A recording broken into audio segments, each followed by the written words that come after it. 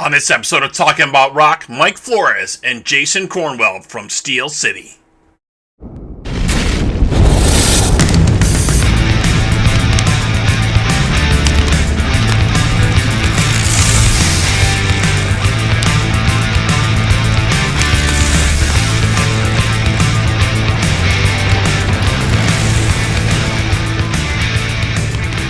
Talk About Rock is sponsored by School of Rock, North Buffalo, where they're making musicians every day.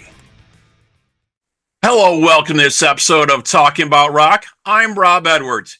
Here we bring you rock interviews from veteran and upcoming artists. Subscribe on our YouTube channel to stay up to date, and follow us on our social media and our website, talkingaboutrock.com. Today we have for you a guitar-driven arena rock band, SteelCity. Initially started as a solo project by founding member Mike Floros, the band's name is derived from a hardworking blue-collar Midwestern town of Youngstown, Ohio. Here to talk with us about the new album, Reverence, from SteelCity, let's say hello to Mike and Jason. How's it going, guys? Going great. It's going great, man. How you doing? Great. Thanks for being with us today. So we'll start with you, I guess, here, Mike, man. So this turned from a solo project into a full band situation, I guess, from what I was reading. So what was the initial plan with that? Well, I initially had a band called Idora, and thank you again for having us. But I had a band called Idora, and I wanted to do something where I sang, and I had a few songs that were just like really, really just they're made for a high pitched singer. There's no other way to say it. And I reached out to a fellow at the time by the name of Brian Cole. And Brian sang the songs that I think the first one that he sang for me was a song called Turnabout off of our album Fortress. And when he sang it, and then he sent that, and I want to say he sent Heart and Soul, and I can't remember maybe Back on the Streets, which was the Vinnie Vincent cover. I said, okay, instead of having an album that's going to be like Total Control by John Norum, where he sang most of it and had like a guy sing the high songs, he sang everything so beautifully and so well that I'm like, do you just kind of want to sing the whole damn thing? And he, if you know Brian's like, yeah, man, sure, bro. And that's my best Brian Cole impersonation. And then I had some friends from Youngstown that that kind of more or less got recruited for the band, and it was fun. We had a good time. And then for different reasons, Scott and Ron, the bass player and the drummer, I had to leave. Scott got promoted to like a big fancy job, and then Brian just wanted to focus on being. He's in a Journey tribute band, and he kind of wanted to focus on doing that kind of stuff and focus on his solo material. So then, wave 2 of SteelCity came in with the super talented Jason Cornwell on bass, Roy Cathy. Oh, thank you. No shucks. Yeah. On the magnificent Roy Cathy on vocals, and we've shuffled through a few drummers, kind of like Spinal Tap, and we've landed with Anthony White, and then of course our main dude, our guy Tony Stahl, who's kind of been with us from the beginning on keyboards. There's your long-winded answer. Does it work? Excellent. Yeah.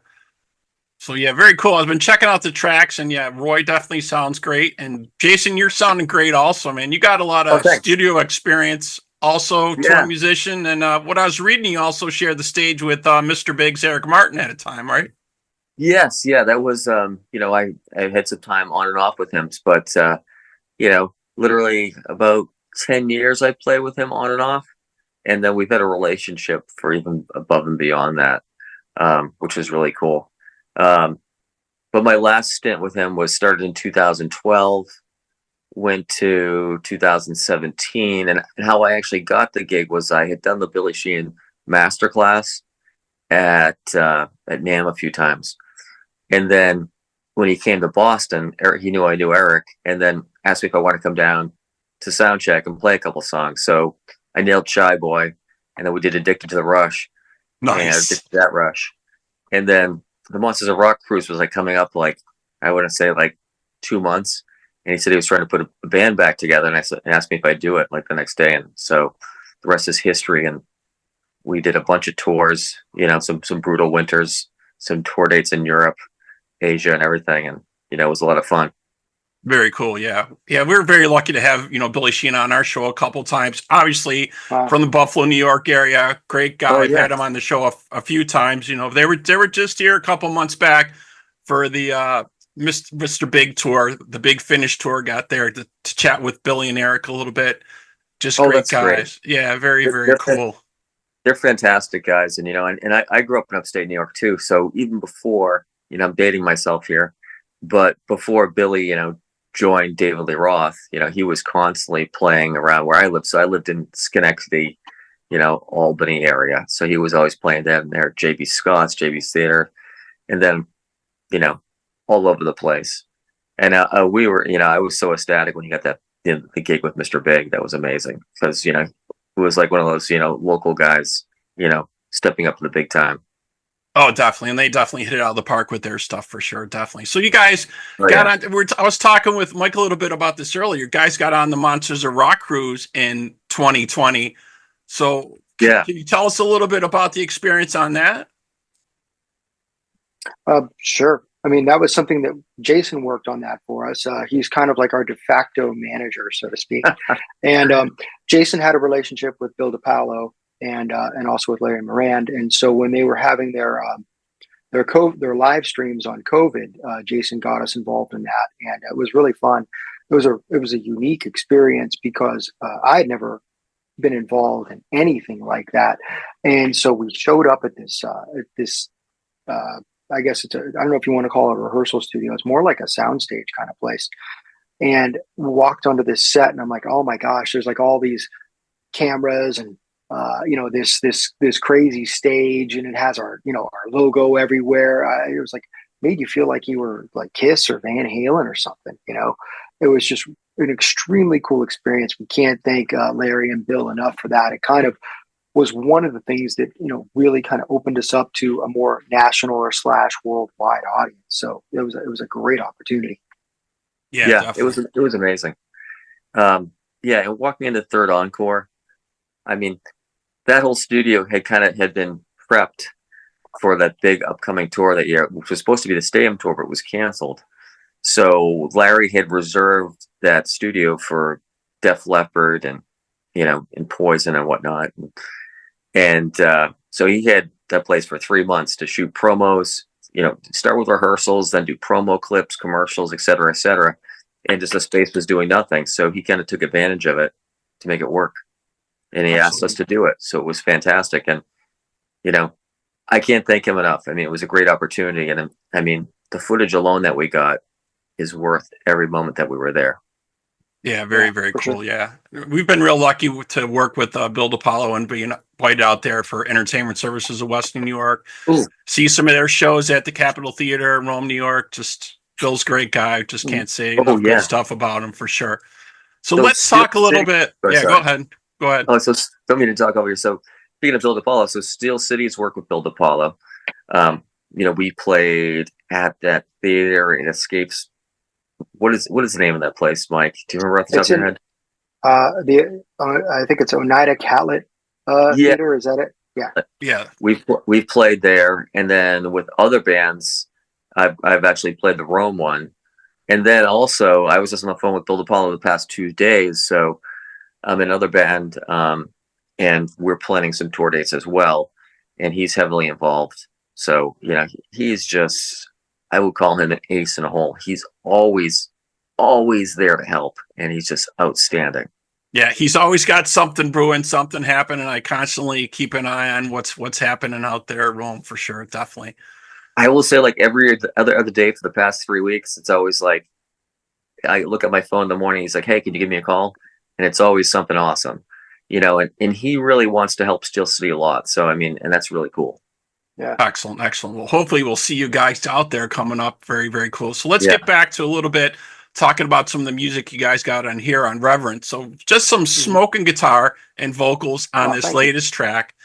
Tell us a little bit about the single "I Ain't Dreaming About You." I don't know who wants to start with that. If you want to start, Mike, about that, just some great vocals, some great smoking guitar on there, like I was saying.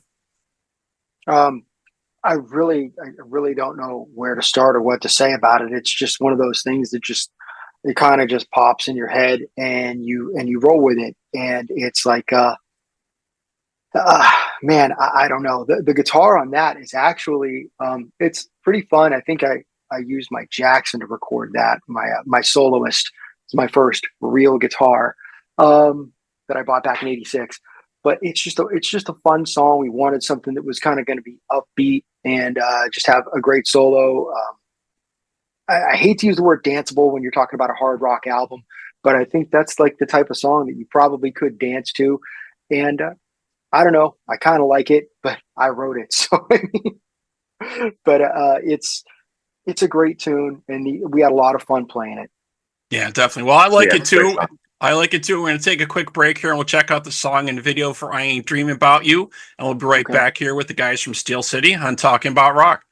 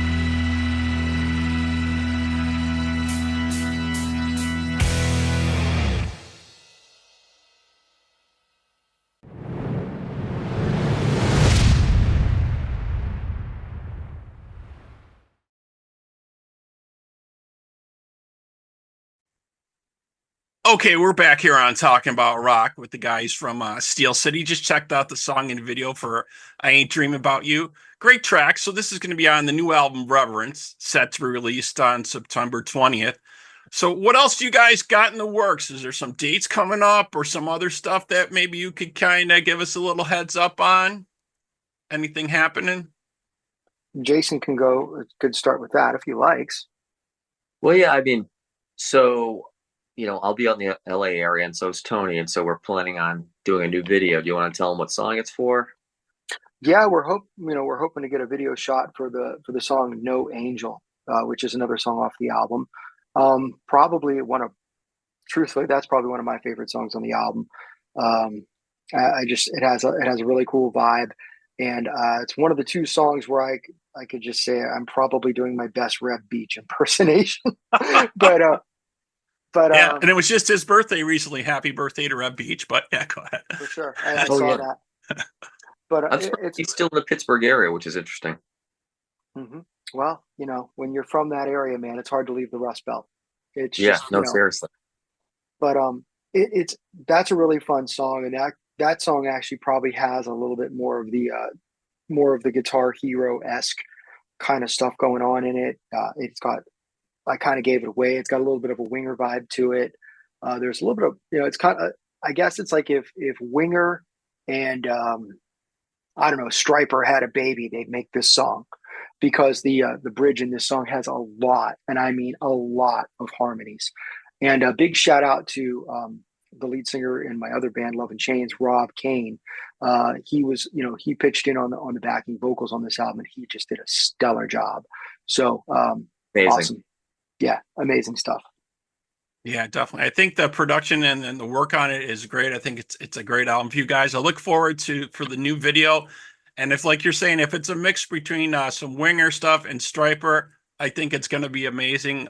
The stuff that Wingers come out with lately really kind of set them apart and kind of set a new tone, I think, for their music. I think people almost kind One of my favorite bands. Yeah, I think people almost kind of wrote them off a little bit back in the day. And I was talking to Kip a little bit about this because they kind of got a bad shake back in the day with the Beavis and Butthead thing, right? And they kind of got a bad vibe with that, 100%. And he talked to Mike Judd about it, he said, and it was never meant to be anything. It just kind of happened. But it's so good to see because he has so much classical training, this guy. It's just amazing. Yeah. And this the same I would have to say with Striper. I saw one of their acoustic shows recently, and I was just kind of blown away. I didn't know what to expect, but two 80s bands still sounding great to me. Oh yeah. I've got some, and Mike is sick of me telling this story, but so Michael Sweet used to be my next door neighbor for 5 years.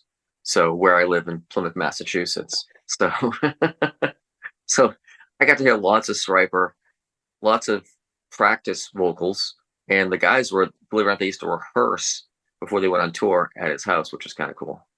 Excellent. Very, very cool. Awesome. Yeah. We're hoping to have him back on the show coming up maybe in the next couple weeks. They got the new album out and stuff, so we're hoping to have him back. But I really like what you guys are doing. It's excellent. Like I said, new album Reverence out September 20th from Steel City. Folks out there, check it out. I want to thank Mike and Jason so much for being with us today. Thank you so much, guys. Oh, thank you. Thank you for having us, man. We really do appreciate it.